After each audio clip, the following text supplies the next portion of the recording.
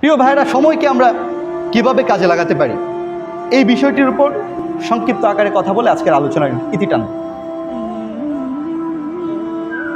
সময়কে যথাযথভাবে কাজে লাগানো, এটাকে আরবিতে বলা হয় ইদারাতুল ওয়াক্ত, আর ইংরেজিতে বলা হয় টাইম ম্যানেজমেন্ট। সময়ের সুষ্ঠু নিয়ন্ত্রণ ও পরিকল্পনা। আল্লাহ তাআলা প্রত্যেক মানুষকেই প্রত্যেক দিন 24 ঘন্টা সময় দিয়ে থাকেন। কাউকে 18 ঘন্টা, কাউকে 21 ঘন্টা, কাউকে 24 ঘন্টা, এমনটা করেন না। সবার জন্য আল্লাহ তাআলা প্রত্যেক দিন সমান সময় দিয়ে থাকেন। কিন্তু দেখা যায় দিন শেষে একজন তার সময়কে যথাযথভাবে কাজে লাগিয়ে ডাক্তার হয়েছে, একজন ইঞ্জিনিয়ার হয়েছে, একজন ব্যারিস্টার হয়েছে, একজন বড় রাজনীতিবিদ হয়েছে, আরেকজন রিক্সা চালক হয়েছে, আর আরেকজন কিচ্ছু করতে পারে নাই, কবরে চলে গিয়েছে। তা আমরা সময়কে কিভাবে কাজে লাগাই সেটাই নির্ভর করে আমাদের ভবিষ্যতের অবস্থান কি হবে। এখন আমরা যদি বুঝতে পারি সময়কে কিভাবে কাজে লাগানো যায়, তাহলে অবশ্যই আমাদের দুনিয়ার জীবন সুন্দর হবে এবং আখিরাতের জীবনও সুন্দর হবে। তো প্রিয় ভাইরা, সময়কে কিভাবে কাজে লাগানো যায়? প্রথমত, সময়ের যিনি স্রষ্টা আল্লাহ তাআলা, তিনি সময়কে যথাযথভাবে কাজে লাগানোর জন্য আমাদেরকে ইসলাম নামক একটি দিন উপহার দিয়েছেন। সুবহানাল্লাহ। ইন্না দিন ইনদাল্লাহিল ইসলাম। আল্লাহর নিকট একমাত্র মনোনীত ধর্মের নাম কি বলেন? ইসলাম। ইসলাম আমাদেরকে উপহার দিয়েছেন। কেউ যদি সত্যিকার অর্থে তার যাপিত জীবনের প্রতিটি মুহূর্তে ইসলামকে অনুসরণ করতে পারে, অনুকরণ করতে পারে, সে যতটা সময়কে বেশি কাজে লাগাতে পারবে, অন্য ধর্মের অন্য কর্মের কোনো মানুষ ততটা বেশি সময়কে কাজে লাগাতে পারবে না। কারণ সময়ের যিনি স্রষ্টা, তিনি সময়কে যথাযথভাবে কাজে লাগানোর জন্য ইসলামকে একমাত্র দিন হিসাবে মনোনীত করেছেন। আর আপনি যদি ইসলামের দিকে তাকান, ইসলামের যাবতীয় ইবাদতগুলো সময়ের সাথে সম্পৃক্ত। বিশেষ করে আমরা নামাজের কথা বলতে পারি, 5 ওয়াক্ত নামাজ। কোনো ব্যক্তি যদি 5 ওয়াক্ত নামাজ জামাতের সাথে আদায় করে, সে তার সময়কে যতটা যথাযথভাবে প্রপার ওয়েতে কাজে লাগাতে পারবে, অন্য একজন পারবে না। এজন্য বলা হয়ে থাকে Islam itself is a complete system of time management. ইসলাম নিজেই একটি পরিপূর্ণ টাইম ম্যানেজমেন্ট। এখানে নতুন করে কোনো রুটিন করার দরকার নেই। কেউ যদি তার যাপিত জীবনের প্রতিটি মুহূর্তে সত্যিকার অর্থে ইসলামকে চর্চা করতে পারে, অনুসরণ করতে পারে, অনুকরণ করতে পারে, আমি আবারও বলছি, শতভাগ চ্যালেঞ্জ নিয়ে বলছি, সে তার সময়কে যতটা বেশি কাজে লাগাতে পারবে, অন্য ধর্মের অন্য কর্মের মানুষ ততটা বেশি সময়কে কাজে লাগাতে পারবে না। তো আমরা প্রথম বলবো, সময়কে যথাযথভাবে কাজে লাগানোর জন্য আমাদের প্রথম করণীয় হচ্ছে 5 ওয়াক্ত নামাজ মসজিদে এসে জামাতের সাথে পড়বার চেষ্টা করা। আল্লাহ পাক আমাদের সবাইকে তৌফিক দান করুক করে আমিন। দ্বিতীয় হচ্ছে সকালকে কাজে লাগানোর চেষ্টা করা। আমি বারবার এই কথাটি বলি, সকাল হচ্ছে আস-সাআতুল মুবারাকা, বরকতময় সময়। সকালকে বলা হয় আস-সাআতুল গানিমা, অর্জনের সময়। আল্লাহ তাআলা পবিত্র কোরআনের 6 জায়গায় সকালের নামে শপথ করেছেন। স্রষ্টা গুরুত্বপূর্ণ কোনো বিষয় ছাড়া কখনো কসম করেন না। তিনি সকালের ব্যাপারে শপথ করতে যেয়ে বলেছেন ওয়াল ফাজর, শপথ ফজরের। বলেছেন ওয়াদ-দুহা, শপথ সকালবেলায় যে সূর্য আলোকোজ্জ্বল হয়, ওই আলোর। আল্লাহ শপথ করতে যেয়ে বলেছেন ওয়াস-সুবহি ইযা তানাফাস, শপথ সকালের যখন সেটা শ্বাস ছাড়ে। আল্লাহ তাআলা সকালের শপথ করতে যে বলেছেন ওয়াস-সুবহি ইযা আসফার, শপথ সকালের যখন সেটা উদ্ভাসিত হয়।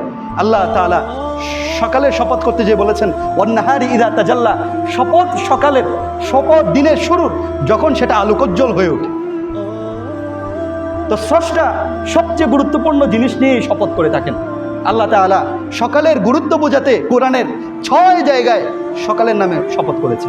শুধু তাই নয়, আমাদের প্রিয় নবী সাল্লাল্লাহু আলাইহি ওয়াসাল্লাম এই বলে দোয়া করেছেন আল্লাহুম্মা বারিক লি উম্মতি ফি বুকুরিহা, হে আল্লাহ, আপনি আমার উম্মতের জন্য সকালকে বরকতপূর্ণ করুন। ইমাম ইবনুল কাইয়্যিম জাওজি রাহিমাহুল্লাহ তিনি বলেছেন যে সকালবেলায় ঘুমানো, অলসতা করে অযথা সকালকে নষ্ট করা, এটা সালফে সালিহিন আকাবিরে উম্মত অপছন্দ করতেন। কানা মিন মাকরুহিন ইনদা সালাফ, আমাদের সালফে সালিহিনগণ সকালবেলায় ঘুমানো, অযথা সময় নষ্ট করা, সকালবেলায় অবহেলা করা, এটাকে অপছন্দ করতেন, মাকরুহ মনে করতেন। ফাইন্নাহু ওয়াক্তু কিসমাতিল আরজাক, কেননা সকালের সময় হচ্ছে রিজিক বন্টনের সময়। সুবহানাল্লাহ বলবেন না? বলা হয়েছে ওয়ানুজুলিল বারাকাত, সকালবেলার সময় হচ্ছে বরকত নাজিলের সময়। এজন্য কেউ যদি তার জীবনকে সৌন্দর্যমণ্ডিত করতে চায়, কেউ যদি সুখে হতে চায়, তার দুনিয়া এবং আখিরাতকে সৌন্দর্যমণ্ডিত করতে চায়, তার জন্য প্রথম এবং প্রধান করণীয় হচ্ছে সকালকে কাজে লাগানোর চেষ্টা করা। তাছাড়া আমরা যদি প্রকৃতির দিকে তাকাই, সমস্ত প্রকৃতি জেগে ওঠে সকালে। যদি বলি সূর্য কখন ওঠে সকালে, ফুল কখন ফুটে সকালে, পাক পাকালির কিচিরমিচির কখন শোনা যায় সকালে। সমস্ত প্রকৃতি জেগে ওঠে সকালে। এমনকি আপনার শরীরের রক্তের সঞ্চালন হয় সকালে। যে মুহূর্তে সমস্ত প্রকৃতি জেগে উঠেছে, ঠিক সেই মুহূর্তে আশরাফুল মাখলুকাত আপনি ঘুমোচ্ছেন। ঠিক যে মুহূর্তে আল্লাহ তাআলা রিজিকের বন্টন করেন, যে মুহূর্তে আল্লাহ তাআলা বরকত নাজিল করেন, সেই মুহূর্তে আপনি ঘুমোচ্ছেন। আপনার জীবনে বরকত কিভাবে হবে? এজন্য আমরা যদি আমাদের জীবনের প্রতিটা মুহূর্তকে কাজে লাগাতে চাই, সুখী হতে চাই, আমাদের জন্য প্রথম এবং প্রধান করণীয় হচ্ছে সকালকে যথাযথভাবে কাজে লাগাবার চেষ্টা করা।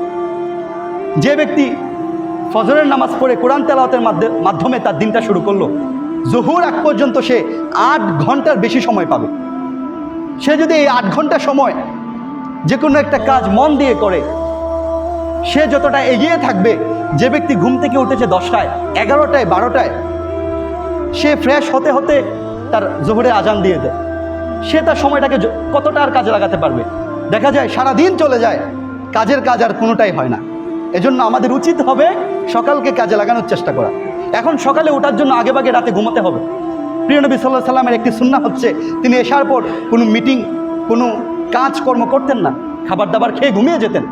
এই সুন্নতটা আমাদের থেকে হারিয়ে গেছে। মিষ্টি খাওয়া সুন্নত, মুসলমানি করা সুন্নত, বিবাহ করা সুন্নত, এই সুন্নতগুলোর সাথে আমরা পরিচিত। কিন্তু নবী আকরাম সাল্লাল্লাহু আলাইহি সাল্লাম এশার পরে রাত জাগতেন না, আগেভাগে ঘুমিয়ে যেতেন, আগেভাগে উঠতেন। এই যে একটা সুন্নত, এটার ব্যাপারে আমরা গাফিল। অথচ প্রবাদ বাক্যে বলা হয়, early to bed and early to rise makes a man healthy, wealthy and wise. কেউ যদি আগেভাগে ঘুমায়, আগেভাগে ঘুম থেকে উঠে, তাহলে সে সুস্থতাও পাবে, সম্পদও পাবে, জ্ঞানও পাবে। এজন্য আমাদের উচিত হবে সকালকে কাজে লাগানোর চেষ্টা করা। সময়কে যথাযথভাবে কাজে লাগানোর তৃতীয় যে উপায়, আমরা সর্বশেষ যে উপায়টি বলবো, সেটা হচ্ছে কোন কাজটি আমার জন্য গুরুত্বপূর্ণ সেটা বুঝবার চেষ্টা করা। রাতের বেলায় ঘুমোতে যাওয়ার আগে বালিশে মাথা রেখে আগামীকাল আমার কি কি কাজ আছে সেটা নিয়ে একটা পরিকল্পনা সাজানো। ঘুম থেকে উঠে পরিকল্পনা মাফিক গুরুত্বপূর্ণ কাজগুলো আগে করা। অনেকেই আমরা গুরুত্বপূর্ণ কাজগুলো করতে যেয়ে ছোট ছোট কিছু কাজের দ্বারা আমরা সময়কে নষ্ট করে ফেলি। যেই রকম মনে করেন, আজকে আলোচনার পর থেকে এখানে জুমার পর একজন ব্যক্তি বাড়িতে যেয়ে খাবার খেতে খেতে মনে মনে ভাবলো যে হুজুর তো সময়ের গুরুত্বের উপর আলোচনা করলো, যাক আজকে থেকে জীবনের একটা লক্ষ্য, একটা উদ্দেশ্য সেট করব, আজকে একটা রুটিন তৈরি করব, আগামীকাল থেকে সেই রুটিন অনুযায়ী নিজের জীবনকে পরিচালিত করব। এইরকম একটা পরিকল্পনা কেউ খেতে খেতে করলো। ভাবলো যে খাওয়া শেষ হলেই কাগজ কলম নিয়ে বসবো, বসে আমি রুটিনটা করে ফেলবো। খাবার শেষ হলো, বেসিনে যেয়ে সে হাত ধুতে গেল, হঠাৎ করে একটা কল আসলো। বন্ধু কল দিয়ে বলছে যে অমুক ফেসবুক সেলিব্রিটি ময়মনসিংহ সার্কিট হাউসে আসবে, আমরা সবাই যাচ্ছি, আমাদের সাথে বাইক আছে, তুই যাবি, চল। ঠিক এই মুহূর্তে আমাদের বুঝতে হবে কোনটা আমার জন্য গুরুত্বপূর্ণ। আমার জন্য গুরুত্বপূর্ণ হচ্ছে, আমি ভেবে রেখেছি আমি আমার জীবনের একটা লক্ষ্য উদ্দেশ্য সেট করব, আমি সময়ের জন্য একটা রুটিন তৈরি করব। কিন্তু হঠাৎ একটা কল আসলো, বন্ধু বলতেছে সার্কিট হাউসে একজন সেলিব্রিটি আসবে, চল যাই। তো আমরা কি করি এই ক্ষেত্রে, যে সেলিব্রিটি তো আর আসবে না, চাক আরেকদিন রুটিন করব, এটা থাক এখানে, আগে ওই কাজটা করি। অথবা আমি কোরআন পড়তে বসলাম, আজকের আলোচনা থেকে অনুপ্রাণিত হয়ে, না জীবনে অনেক সময় নষ্ট করেছি, আর সময় নষ্ট করা যাবে না, আমি যে খাওয়া দাওয়া করে কোরআনটা উপর থেকে নামিয়ে পড়তে বসলাম। হঠাৎ করে মেসেঞ্জারে একটা বার্তা আসলো, একটা নোটিফিকেশনের সাউন্ড আসলো। আমি কি করলাম, আমার জন্য কোনটা গুরুত্বপূর্ণ, কোরআন পড়া নাকি কি বার্তা এসেছে সেটা দেখা? অবশ্যই কোরআন পড়া। তো আমি কি করলাম, গুরুত্বপূর্ণ বিষয়টা রেখে আমি বার্তা কি আসছে সেটা দেখতে লাগলাম। সেটা দেখতে যে 10 মিনিট, 20 মিনিট, 1 ঘন্টা সময় শেষ, আসরের আজান হয়ে গেছে, আর কোরআন পড়ার সুযোগ হলো না। এজন্য আমরা যারা চাই আমাদের জীবনের প্রতিটা সময়কে যথাযথভাবে কাজে লাগাতে, আমাদের অবশ্যই পার্থক্য করতে জানতে হবে কোনটা আমার জন্য গুরুত্বপূর্ণ, কোন কাজটি আমার জন্য গুরুত্বপূর্ণ নয়। আমরা অবশ্যই ঘুমোতে যাওয়ার আগে আমরা পরিকল্পনা সাজাবো যে এই কাজগুলো আমরা করব। অতঃপর ঘুম থেকে উঠে ফজর নামাজ পড়ে কোরআন তেলাওয়াতের মাধ্যমে আমরা আমাদের দিনকে শুরু করব। যাবতীয় কাজগুলো সকালের মধ্যে করার চেষ্টা করব।